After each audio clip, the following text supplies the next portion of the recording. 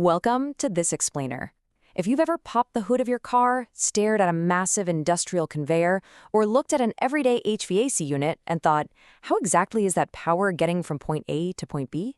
Well, you're looking at the ultimate unsung hero of the industrial world, the belt drive. Here is a quick roadmap for what we're going to cover today. First, how belt drives actually work. Then the different types of drives, how to choose the right belt for the job, the major advantages and limitations, and finally, maintenance and troubleshooting. Right, let's jump straight into part one, how belt drives work. So what is a belt drive exactly? At its absolute core, it's a brilliantly simple mechanical power transmission system. It transfers rotational motion and power from one shaft to another using just a flexible belt running over pulleys. That's it. It relies entirely on pure friction and flexibility to get the job done. Let's break down at the main components. It all starts at the driver pulley. That's the one connected directly to your power source, like an electric motor. The belt then carries that kinetic energy right over to the driven pulley, which is what actually turns the machine. You might also spot an idler pulley in there, which is just used to maintain tension or change direction, while the shafts and bearings underneath support the whole rotational load and keep friction to a minimum. Now watch how this chain reaction happens in real time. Step 1, the motor spins the driving pulley. Step 2, that pulley instantly creates frictional force against the belt. Step 3, the belt surges forward, which brings us to Step 4, spinning the driven pulley. But here's the absolute kicker. Step 5, proper tension. Without the exact right tension, you get slippage, and this entire sequence essentially falls apart. And this brings us to the math in motion. The speed relationship, N1 times D1 equals N2 times D2, gives you total control over your machinery. Want to slow down the output? Just swap in a larger driven pulley. Need to speed things up? Go smaller. It's incredibly simple arithmetic, but it gives you immense mechanical control. Moving right along to part 2, types of belt drives. When you're dealing with parallel shafts, you generally have two standard setups. The open drive keeps both shafts rotating in the exact same direction. Super simple and great for standard fans. But if you twist that belt into a cross drive, the driven pulley reverses direction. You get much better grip this way, but you do have to accept a bit more wear and tear where the belt rubs against itself. As mechanical demands get more complex, the geometry adapts. Need to transfer power at a 90-degree angle? You use a quarter-turn drive. Require a massive speed change? A compound drive uses multiple pulleys to get you there. Stepped or cone drives let you manually adjust speeds on equipment like lathes, and the fast and loose setup is an ingenious way to halt a machine without ever having to shut down the primary motor. Okay, part 3, choosing the right belt. You have to match the belt to the job because selecting the right cross-section dictates your system's efficiency.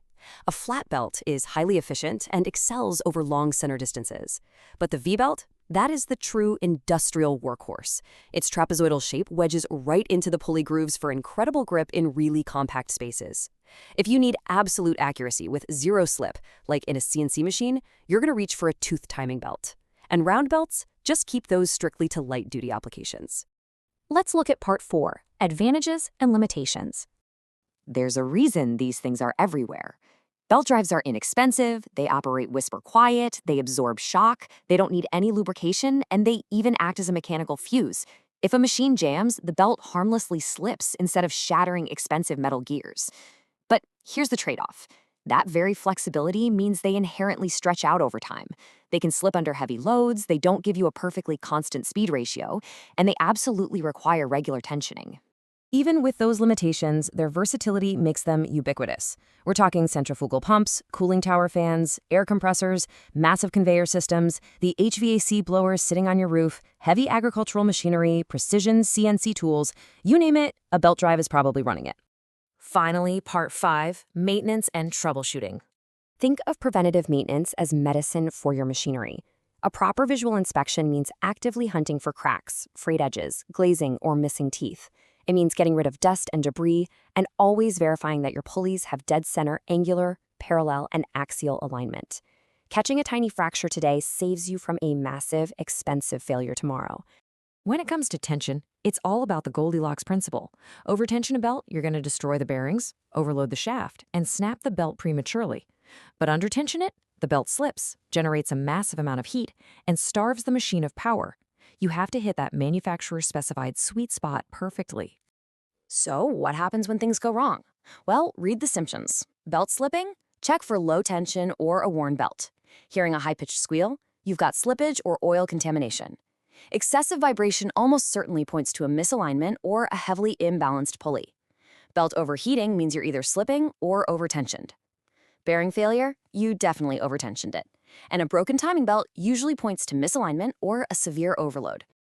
Let's put this into practice with a real-world scenario. Say you're walking the factory floor, and a blower squeals incredibly loudly during startup. What is your immediate next move? You follow a highly logical elimination process. Step 1, check and adjust the belt tension. If it's still squealing, step 2, throw a straight edge on it and verify the pulley alignment. Step 3, hunt for oil contamination to clean up or just go ahead and replace a heavily worn belt. And step 4, if nothing else works, inspect and replace the pulleys themselves if the grooves are damaged. Now, before we wrap up, we absolutely have to talk safety. Working around these high-torque systems requires strict discipline. Always isolate and lock out power before you even think about touching anything. Never put your hands near a moving belt. Make sure proper belt guards are bolted tight. Use the correct alignment tools, and never guess on the specs. Always follow the manufacturer's guidelines to the letter. By mastering these principles and diagnostic steps, you now have the exact playbook to keep these power transmission systems running flawlessly. So, the next time you hear a massive machine humming quietly in the background, will you know what unsung hero is spinning inside? Belt drives transmit power efficiently between rotating shafts, using friction and flexible belts, making them one of the most widely used mechanical power transmission systems.